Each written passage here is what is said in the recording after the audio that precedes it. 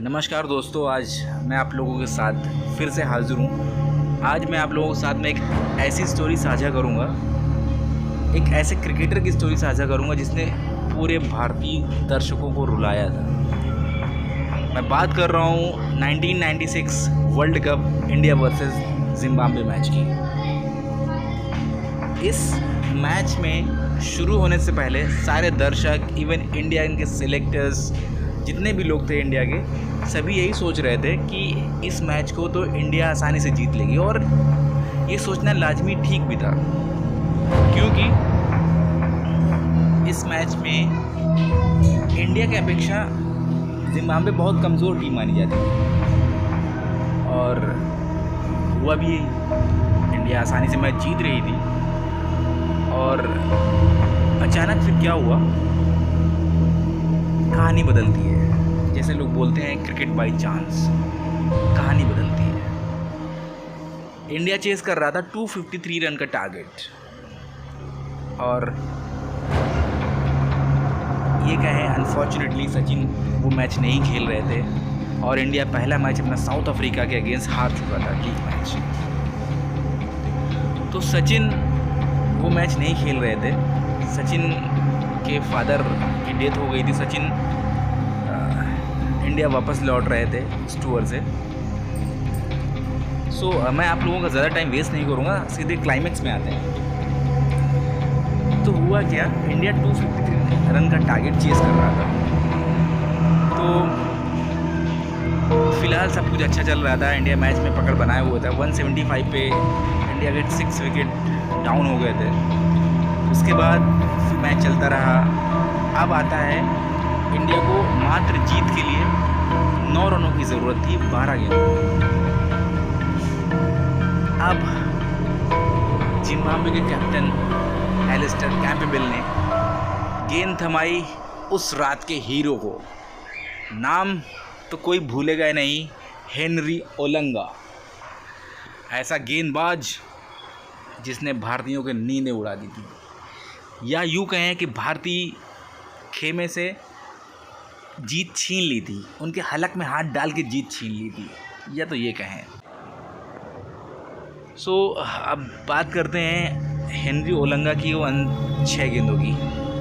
वैसे तो जीत के लिए भारत को 12 गेंदों में 9 रन की ज़रूरत थी, लेकिन जब हेनरी ओलंगा आए बॉलिंग करने के लिए, तो उस समय स्ट्राइक पे थे एक अच्छा खासा क्रिकेटर, अच्छा खासा नाम था, robin Singh. Robin Singh strike पर थे। तो क्या किया रहा, पहली गेंद पर रॉबिन सिंह ने आराम से 2 रन ले लिए। अब हेनरी ओलंगा अपने ओवर को आगे बढ़ा रहे थे, दूसरी गेंद लेकर चले।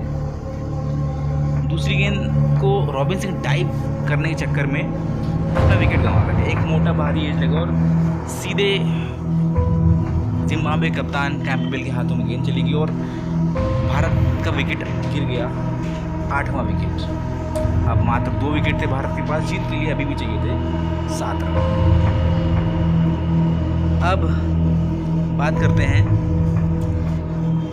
नए बल्लेबाज कुंबले आते हैं, अनिल कुंबले। और दूसरे छोर पर जो बल्लेबाजी कर रहे थे वो श्रीनाथ, अच्छी बल्लेबाजी कर रहे थे श्रीनाथ। 10 गेंदों में 16 रन बनाकर खेल रहे थे। अब क्या हुआ कि अनिल कुंबले ने पहली गेंद पे सिंगल लेके स्ट्राइक दे दी श्रीनाथ को। अब श्रीनाथ से ज़्यादा उम्मीदें थी सभी को, क्योंकि अच्छा खेल रहे थे वो। और श्रीनाथ ने अपनी अगली गेंद पर उन्होंने 2 रन लिए। अब सिर्फ 4 रनों की ज़रूरत थी, 8 गेंदें बाकी और 2 विकेट हाथ में थे।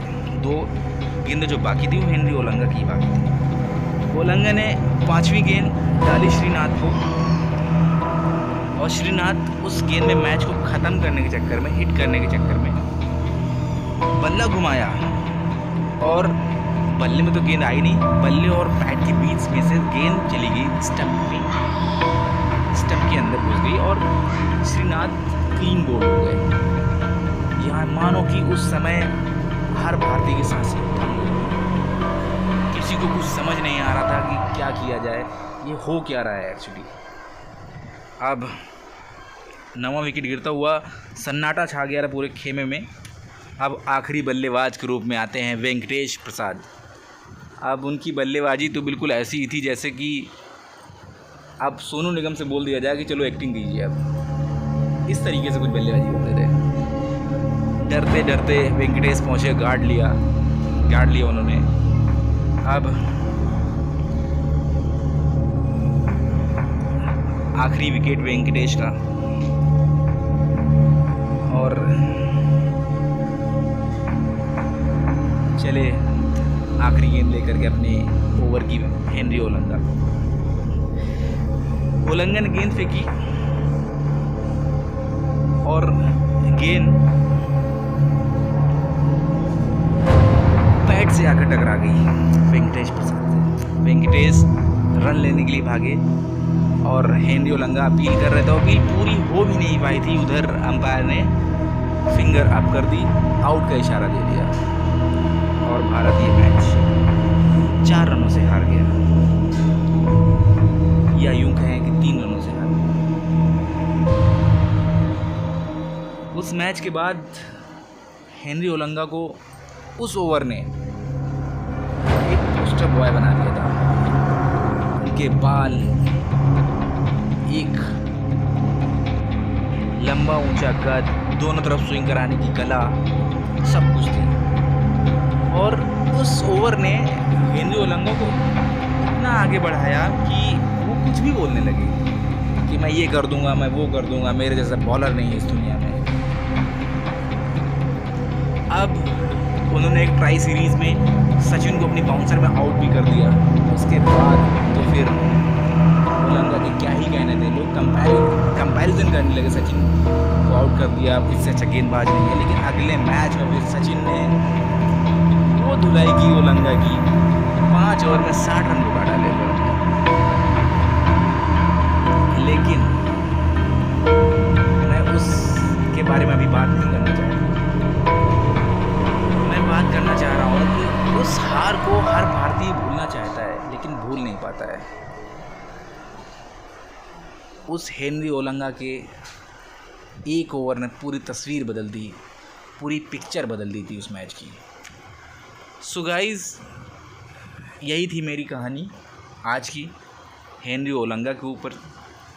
गाइज़, अगर आपको कुछ और सुनना है, किसी और क्रिकेटर की कहानी आपको सुननी है, इंटरेस्टिंग मैच सुनना है, आपको किसी मैच की हाईलाइट के बारे में जानना है आपको, तो प्लीज़ कमेंट बॉक्स में डालें, रिक्वायरमेंट डालें अपनी। उसके बाद मैं उस पर रिसर्च करके उस कहानी को आप लोगों के सामने पेश करूँगा कुछ अपने अंदाज़ में। और आप लोगों से रिक्वेस्ट करूँगा कि जिन्होंने अभी तक मेरे चैनल को सब्सक्राइब नहीं किया है, सब्सक्राइब करें, लाइक करें मेरे वीडियो को, शेयर भी करें अगर आप लोगों को अच्छा लगता है, और कमेंट करके ज़रूर बताएं कि मुझे क्या और करना चाहिए। सो मैं आप अच्छे वीडियो शेयर करूँ आप लोगों के साथ अपनी कमेंट्री में, अपनी आवाज़ में। So guys, stay connected with us and stay safe इस कोविड सिचुएशन में। मैं आपसे फिर मिलूँगा एक नई स्टोरी के साथ में। सो तब तक के लिए आपसे विदा लेना चाहता हूँ। Thank you so much. आपका साथ ऐसा मिलता रहे हमें, तो आप लोगों के साथ अच्छी अच्छी स्टोरी शेयर करता रहूँगा। धन्यवाद आप लोगों का।